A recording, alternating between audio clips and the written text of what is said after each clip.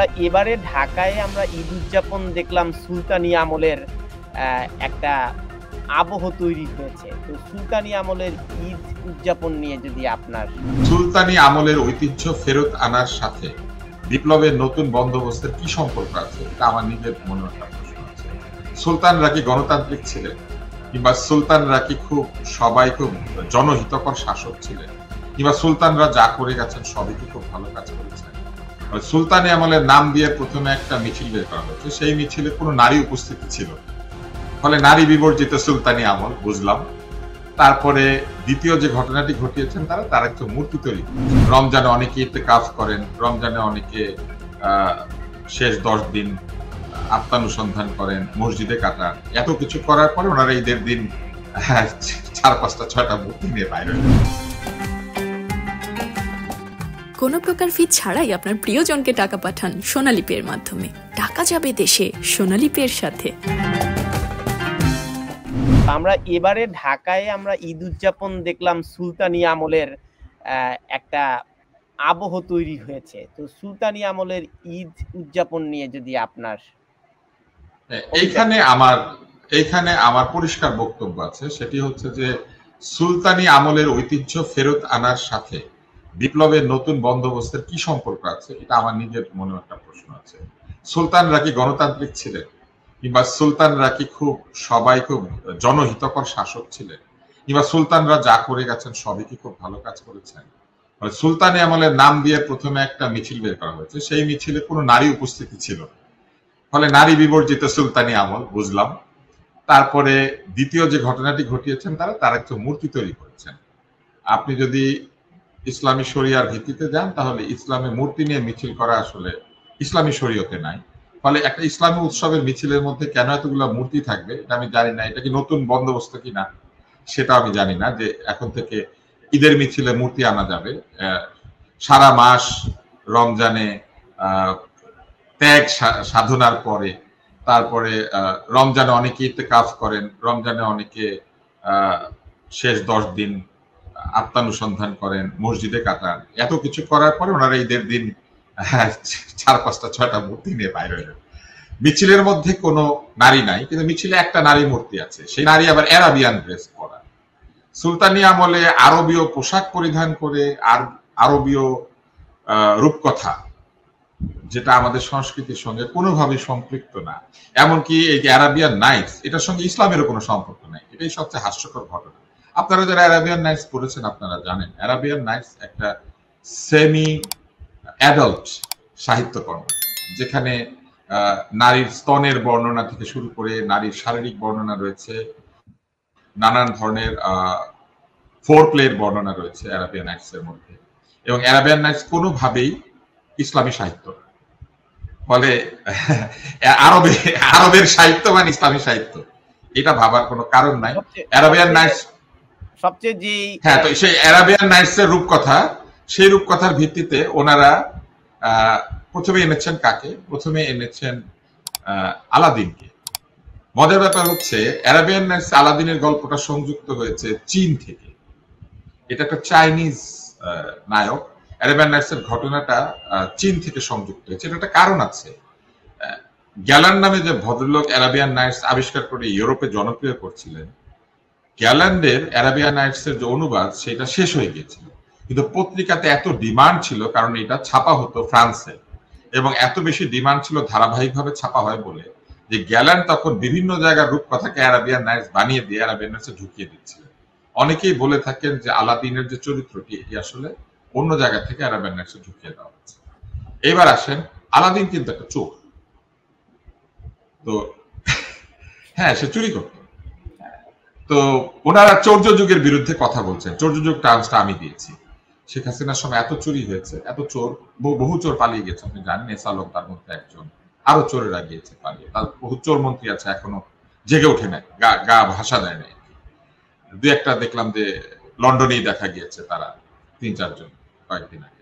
আপনাদের সাথে তানভীর নিশ্চয়ই দেখা হচ্ছে প্রায় রাস্তায়, বাংলাদেশের বিখ্যাত পার্টিতে দেখা হয়েছে তাদের সাথে। হ্যাঁ, এবং এরা চুরি করেছে। আপনি যদি বলেন আমি প্রমাণ সহ বলতে পারবো, এটা চোর। হ্যাঁ, চোর বলেই পালিয়েছে।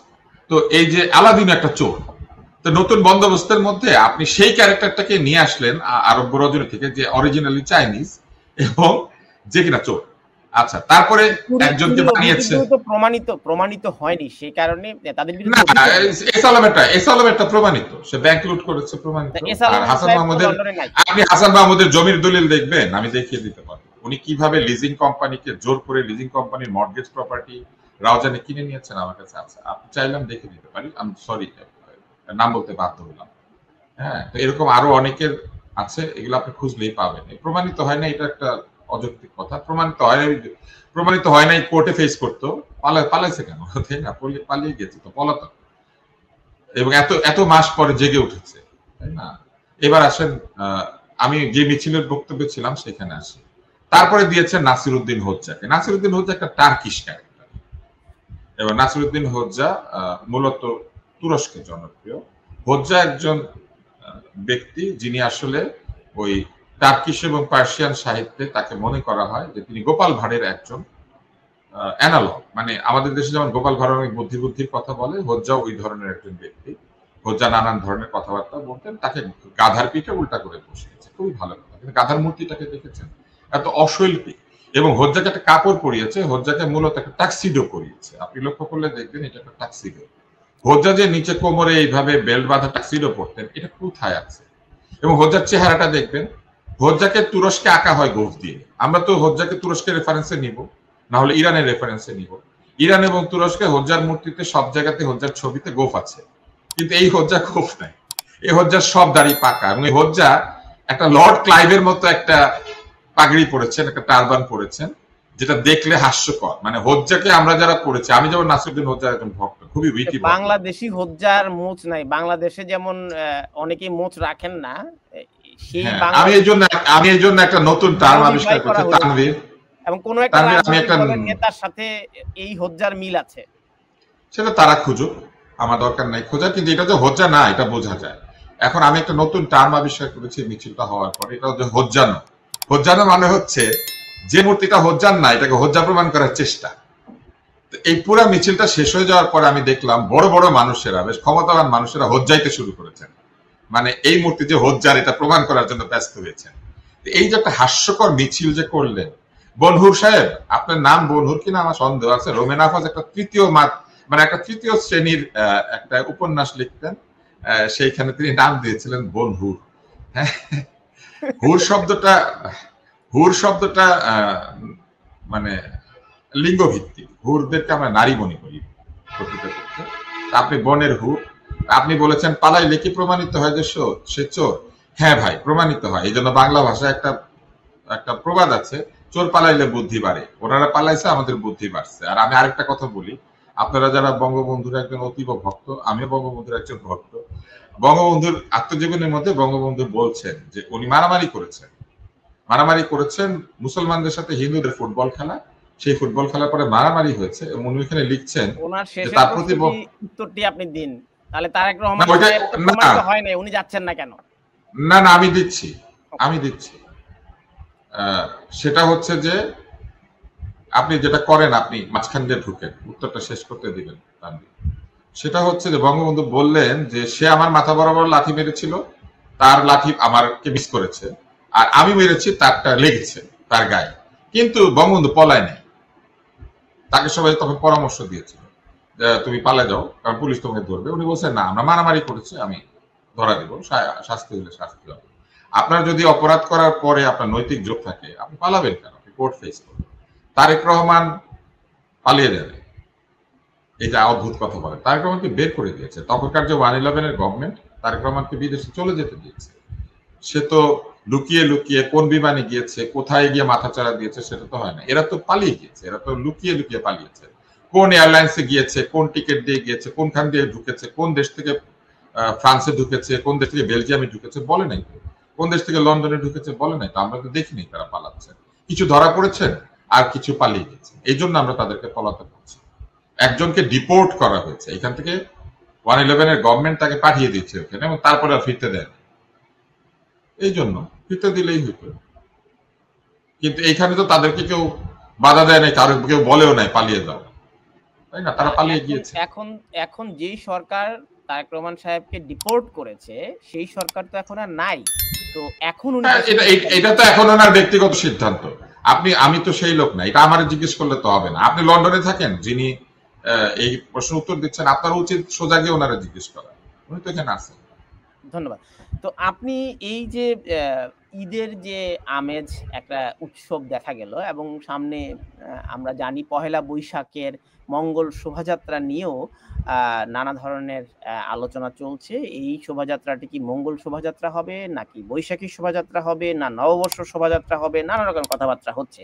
আপনি কি মনে করছেন যে আপনার কি মনে হয় যে এই ঈদের শোভাযাত্রা থেকে আমরা বৈশাখের শোভাযাত্রার একটা লিটমাস টেস্টের মতো একটা স্যাম্পল পেলাম যে কেমন হতে পারে এইটা আমি ভবিষ্যৎ বক্তা না, আমি এটার উত্তর দিতে পারবো না। কিন্তু আমি যেটা ফিল করেছি সেটা হচ্ছে একজন মুসলমান হিসেবে আমি আহত হয়েছি, কারণ আমার শরিয়াতে এটা একটা ধর্মীয় উৎসব। ঈদ কোনো সাংস্কৃতিক উৎসব না, এবং একটা ঈদের উৎসব কোনোভাবেই সংস্কৃতির সাথে জড়িত না, এটা ধর্মের সাথে জড়িত। এটা মুসলমানদের ঈদ, যেমন পূজা হিন্দুদের পূজা, যেমন বৌদ্ধ পূর্ণিমা বৌদ্ধদের বিষয়, যেটা ক্রিসমাস সেটা খ্রিস্টানদের বিষয়, এবং একটি ধর্মনিরপেক্ষ রাষ্ট্রে সকল ধর্মের লোক যার যার উৎসব পালন করবে।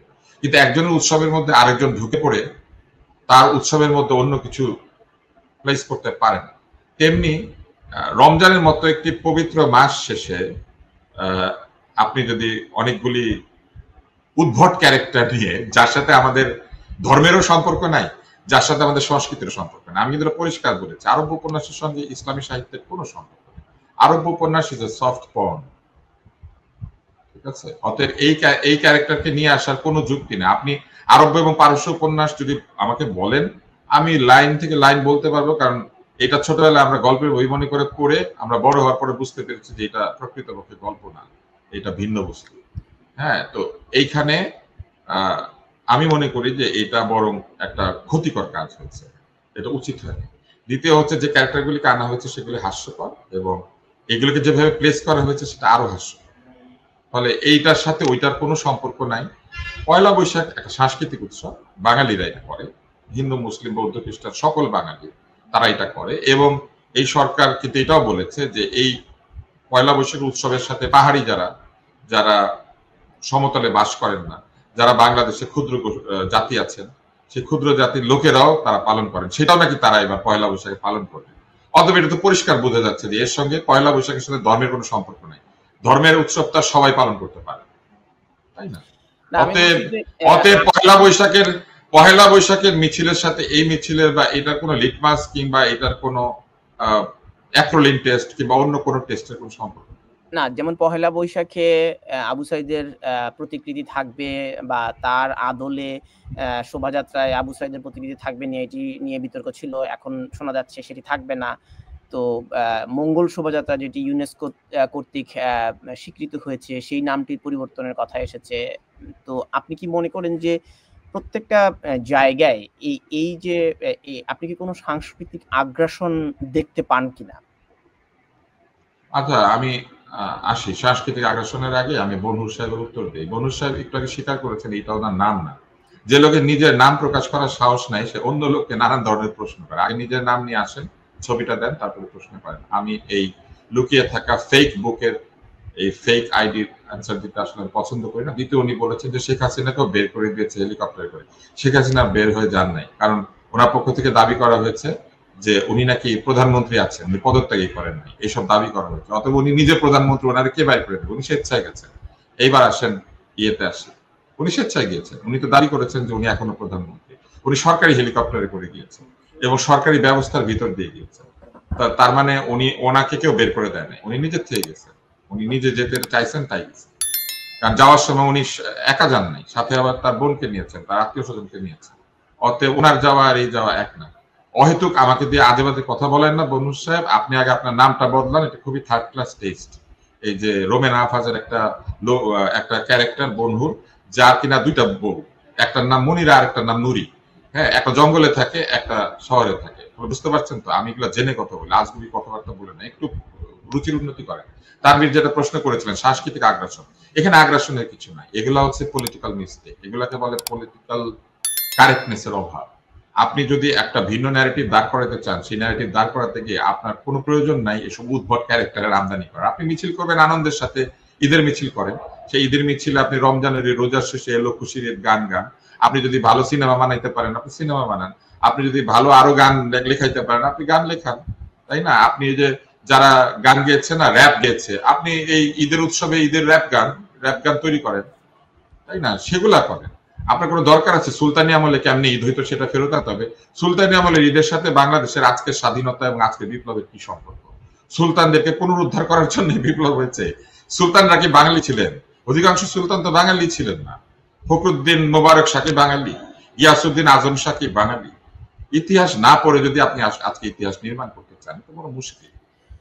তো তাহলে আমরা তাহলে যে প্রসঙ্গটি দিয়ে শুরু করেছিলাম, যে ধর্মীয় উগ্রবাদের উত্থান নিয়ে যে নিউ ইয়র্ক টাইমসের যে প্রতিবেদন, তাহলে যতগুলো কর্মকাণ্ড নিয়ে আমরা আলোচনা করলাম, তো এই কর্মকাণ্ডগুলো কি তাহলে নিউ ইয়র্ক টাইমসের এই প্রতিবেদনটিকে এন্ডোর্স করছে না?